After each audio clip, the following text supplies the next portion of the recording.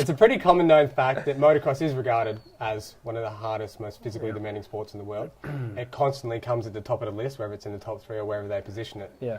It is one of the hardest sports in the world. Now, as a avid motocross rider, I'll clearly defend that. But you have actionable proof that it is. So for context, for those that might be new to my name or my background, like I grew up racing. That was my dream, my passion. Like I wanted to be a pro. And I just said before, like Greg Moss, the last that was on the interview, Greg told me at 13, he's like, you won't be a pro racer, but you'll be a pro commentator. And so like I went on and did commentary when I was 13. I started then I got into journalism and writing for MC News and the Nationals and Transmoto and stuff like that. And then I was managing the Wittens team when I was like 18, the juniors. Yep. So commentary, sports journalism, team management, training athletes. So I was... Sports science is what I studied at uni. And when I was at uni, I was still commentating the MX Nationals and the Aussie Supercross and everything. So I was looking at it from a lens of, man, what I'm learning, what the science is showing, what all of the mainstream sports do for their physical training does not correlate to what we do in motocross. And I've played those other sports here and there, and they're nowhere near as hard as motocross. And so the fact that we were doing this, like the old school kind of, go for a big fucking run, go for a long cycle, do your core circuit in the gym. Like, what the fuck are we doing? And I was really outspoken about that, and I ruffled a lot of feathers in Australia because I was talking about strength and conditioning, weight training, and all of that kind of stuff. And you were one of the guys that were open to it earlier on when I was younger. And what happened then was I'm a nerd. At heart, like I'm just a country kid and a nerd. And so for me, I was like, how do I take all of the science that I'm studying and I'm learning at uni and apply this? And so basically I got headhunted as soon as I finished my degree, my sports science degree in Victoria. I got headhunted to go and lecture at the university on the Sunshine Coast in Queensland. And at that point in time, I was still pretty deep in the motocross scene, doing the commentary and doing the journalism and everything. And I started then training athletes directly in motocross. Before that, I'd worked with football, basketball, AFL, mountain biking, all professional athletes down in Victoria. When I went to Queensland, I was like, I just want to focus on action sports. So motocross, supercross, and some mountain biking. Yep.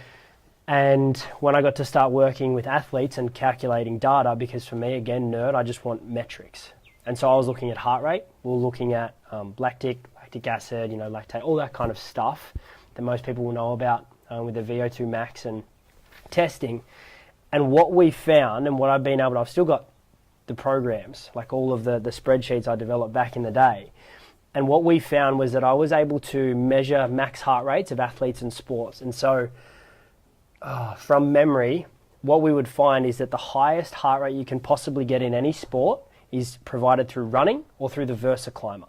Yep. That's been proven through a lot of science. So running, VersaClimber is like an apparatus that arms and legs move at the same time, and it's like climbing a mountain, rock climbing.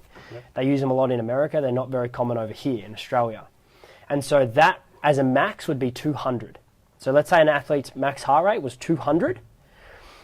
It was either running or VersaClimbing. Underneath that, we would go to something like a rowing machine. And the reason for that is you're using both limbs, so upper and lower body, so full body.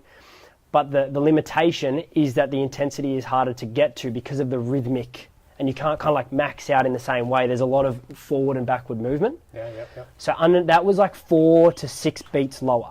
So they get like 194 to 196 from memory. This is average, Yep. And then from there we would go into mountain biking. It was higher than road cycling, reason being because there's more maneuverability, adrenaline's higher. Yep. Then we would go down to road cycling, and then underneath that was swimming. Now swimming should technically be at the higher level because it's upper and lower body, but the reason it's lower is because you can't take in as much oxygen because of limited breathing. Gotcha. So you can't actually get as high in your zones. So basically your body can't go as high. It's like, imagine trying to run as fast as you can for 5Ks, but you can only breathe once every 20 seconds. Body can't get there, it doesn't have enough fuel. Yep. So I had all of this data mapped out from all of the research that I'd done and been able to look up over the years. And so I was like, okay, cool, this is what we develop our training on. But then when I started getting our athletes to measure their heart rate in all of their training and then their racing at nationals, I'd find that their max heart rate, say we'd seen in running, would be 200. They were getting 206, 208 in motos. And I myself, the highest I've ever seen my heart rate was 218, which is really fucking high. But I have a high heart rate in my max zone. Okay.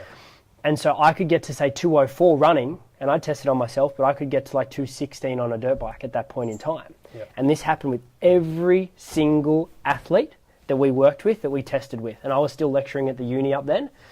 So this would have been 2017, 18, 19.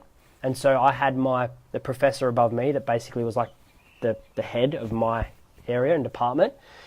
And I started speaking to him, and I was like, what is the physiological underpinning of why this is... Because he'd never seen it.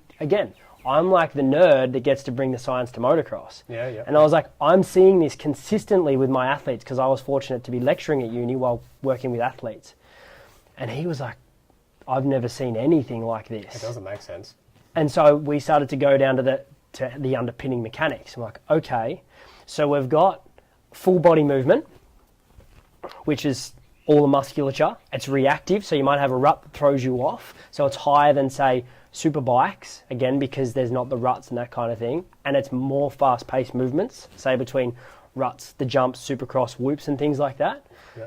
Then we add in the adrenaline, so the cortisol and that kind of thing that pump it up. But what then kind of went further, what we realised, and the reason it's higher than mountain biking is because with mountain biking, you've got your gripping, but your legs are pretty free pedaling, yeah? Yep. The way you increase someone's blood pressure, the quickest way, is through an isometric contraction. So when you go into get blood taken, they'll get you to pump and then hold, Yep. In motocross, we're constantly gripping the bars and we're gripping with the knees. Gotcha. Isometric contraction blows the blood pressure through the roof. The heart then has to accommodate for that. Right. So it's actually the isometric contraction, the bars, and then you got a bit of movement with the levers, Yep. and the gripping of the bike that throws the blood pressure so high, and then the heart goes, oh, this isn't good, so it speeds up more. Gotcha. So the reason that we go higher than any other sport is because of those all brought in together. So mathematically, scientifically, motocross is the highest heart rate sport on the planet.